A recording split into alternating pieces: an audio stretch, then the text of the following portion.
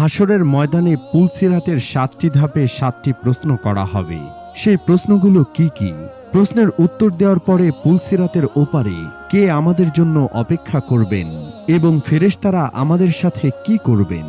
আপনারা যদি এই ৭টি প্রশ্ন জেনে থাকেন তাহলে অবশ্যই আমাদের কমেন্ট বক্সে জানিয়ে দিন। আর যদি না জেনে থাকেন তাহলে আমাদের ভিডিওটি সম্পূর্ণ দেখুন, তাহলেই জানতে পারবেন এই ৭টি প্রশ্ন সম্পর্কে। তো চলুন ভিডিওটি শুরু করা যাক।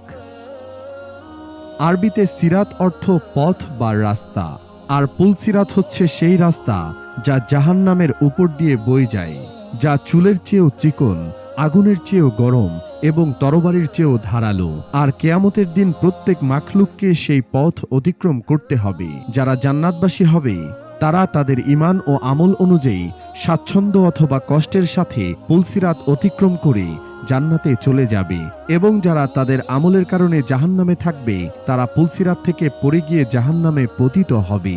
ঈমানদারদের জন্য পুলসিরাত একটি সুন্দর উপত্যকায় রূপান্তরিত হবে, যেখানে তারা কোনো সমস্যা ছাড়াই অতিক্রম করে জান্নাতের দরজায় পৌঁছে যাবে। ঈমানদারদেরকে তাদের কর্ম অনুযায়ী নূর বা আলো দেওয়া হবে, যার আলোতে তারা পুলসিরাতের মধ্য দিয়ে পথ নির্ধারণ করবে। তাদের মধ্যে অনেকে প্রবল বাতাসের মতো দৌড়ে পার হয়ে যাবে, তারপর অনেকে হাঁটুতে ভর দিয়ে পার হবে এবং অনেকে হামাগুড়ি দিয়ে পার হবে। নবী করিম সাল্লাল্লাহু আলাইহি ওয়াসাল্লাম বলেন, আমি এক রাতে এক অদ্ভুত দৃশ্য দেখেছি। আমি দেখেছি আমার উম্মতের মধ্য হতে একজন পুলসিরাতের উপর বুকে ভর দিয়ে টেনে টেনে পার হচ্ছিল এবং কখনো হাঁটুর উপর ভর দিয়ে যাচ্ছিল। এমন সময় তার কাছে সেই দরুদ পেশ করা হলো যা দুনিয়াতে আমার জন্য পাঠ করেছিল। সেই দরুদের ফজিলতের কারণে সে উঠে দাঁড়াতে সক্ষম হয় এবং পুলসিরাত দ্রুত পার হতে পারে। আখিরাতের সময় অনুযায়ী পুলসিরাতের দূরত্ব ৩,০০০ বছর। এক রেওয়াতে বলা হয়েছে যে জাহান্নামের ৭টি পুল রয়েছে, প্রত্যেক পুলের মাঝে দূরত্ব ৭০,০০০ বছরের সমান এবং প্রতিটি পুল তলোয়ারের মতো ধারালো। এই পুলের উপর দিয়ে অতিক্রমকারী দলগুলোর মধ্যে প্রথম দলটি চোখের পলকে পার হয়ে যাবে, দ্বিতীয় দলটি বিদ্যুতের গতিতে পার হয়ে যাবে, তৃতীয় দল জড় বাতাসের মতো পার হয়ে যাবে, চতুর্থ দল পাখির মতো পার হয়ে যাবে, পঞ্চম দল ঘোড়ার মতো পার হয়ে যাবে, ষষ্ঠ দল দৌড়ে ছুটে চলা মানুষের মতো পার হয়ে যাবে, সপ্তম দলটি পথচারীর মতো পায়ে হেঁটে হেঁটে পার হয়ে যাবে। তাদের সবার শেষে একটা দল অবশিষ্ট থাকবে। যখন তাদেরকে যেতে দেওয়া হবে তারা পুলসিরাতের ওপর তাদের পা রাখবে, কিন্তু তাদের পা কাঁপতে শুরু করবে, তাই তারা হাঁটু গেড়ে বসে পড়বে। অতঃপর তারা হাঁটুতে ভর দিয়ে চলতে শুরু করবে এবং জাহান্নামের আগুনের স্ফুলিঙ্গ তাদের পায়ে এবং পায়ের তলা পর্যন্ত পৌঁছে যাবে। তারপর তাদের বুকের উপরে ভর করে টেনে টেনে চলতে শুরু করবে। আগুন তাদেরকে ঘিরে ধরবে। আগুন থেকে বাঁচার জন্য পেটের উপর ভর করে টেনে টেনে আবার চলতে শুরু করবে। তারা তাদের হাত দিয়ে পুল আঁকড়ে ধরবে। অতঃপর আগুন অতিক্রম করার পর তারা ঘুরে দাঁড়াবে এবং জাহান্নামের দিকে তাকিয়ে বলবে, হে আল্লাহ, আপনি আমাদেরকে এই জাহান্নামের আগুন থেকে রক্ষা করেছেন, আপনি মহাপবিত্র। এই পুলের প্রথম ধাপে আমাদের ঈমান অনুযায়ী প্রশ্ন করা হবে। আমাদের ঈমানের আরকান সম্পর্কে জিজ্ঞেস করা হবে, যার মধ্যে আল্লাহর প্রতি ঈমান, ফেরেশতাদের প্রতি ঈমান, পবিত্র গ্রন্থর প্রতি ঈমান, সকল নবী রাসূলের প্রতি ঈমান, আখিরাতের উপর ঈমান এবং ভালো মন্দে ভাগ্যে বিশ্বাস। এই সকল প্রশ্ন থাকবে। যখন কেউ এই সমস্ত প্রশ্নের উত্তর দিতে সফল হবে তখন তাকে পরবর্তী ধাপে পাঠানো হবে, যেখানে তাকে নামাজ সম্পর্কে জিজ্ঞাসা করা হবে সে পূর্ণ নামাজ পড়েছে কিনা। যারা তাদের নামাজ সঠিকভাবে আদায় করবে তাদের নামাজ তাদের জন্য একটি নূর হয়ে যাবে, যা তাদেরকে পরবর্তী ধাপের পথ দেখাবে। অতঃপর তৃতীয় ধাপে তাদের জাকাত সম্পর্কে জিজ্ঞাসা করা হবে।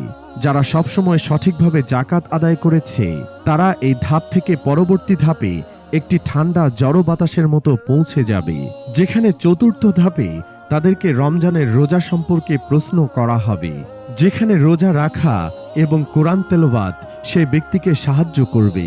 একটি রিওয়ায়াত অনুসারে রাসূল সাল্লাল্লাহু আলাইহি ওয়াসাল্লাম বলেছেন, সে সময় রোজা বলবে, হে আল্লাহ, আমার কারণে এই ব্যক্তি সারাদিন ক্ষুধার্ত ও তৃষ্ণার্ত ছিল এবং নিজের নফসের কামনা বাসনা থেকে বিরত রাখত, একে ক্ষমা করে দাও।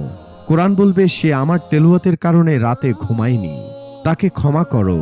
অতঃপর আল্লাহ তাআলা তাকে ক্ষমা করে দিবেন এবং তাকে পরবর্তী ধাপে অর্থাৎ পঞ্চম ধাপে পাঠানো হবে, যেখানে তাকে হজ সম্পর্কে জিজ্ঞাসা করা হবে এবং এই ধাপে সফল হওয়ার জন্য শারীরিক ও আর্থিকভাবে সক্ষম প্রত্যেক মুসলমানকে তার জীবনে অন্তত একবার হজ করা উচিত।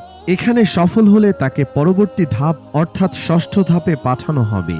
ষষ্ঠ ধাপে তাকে অজু ও গোসল সম্পর্কে জিজ্ঞাসা করা হবে। অজুর মাধ্যমে একজন ব্যক্তি পরিষ্কার এবং পবিত্রতা হাসিল করে আল্লাহর ইবাদত করার জন্য প্রস্তুত হয়। তাই শিশুদের অল্প বয়সে অজু ও গোসল সম্পর্কে শিক্ষা দেওয়া জরুরি, যাতে কিয়ামতের দিন পুলসিরাতের এই ষষ্ঠ ধাপে সফল হয় এবং পরবর্তী ধাপে অর্থাৎ সপ্তম ও শেষ ধাপে পৌঁছতে পারবে। সপ্তম ও শেষ ধাপে তাকে বান্দার হক সম্পর্কে প্রশ্ন করা হবে, যেখানে সফলতা নির্ভর করবে আমরা আমাদের নিজের পিতামাতা, প্রতিবেশী ও বন্ধুবান্ধব এবং আত্মীয় স্বজনের সাথে কেমন ব্যবহার করেছি।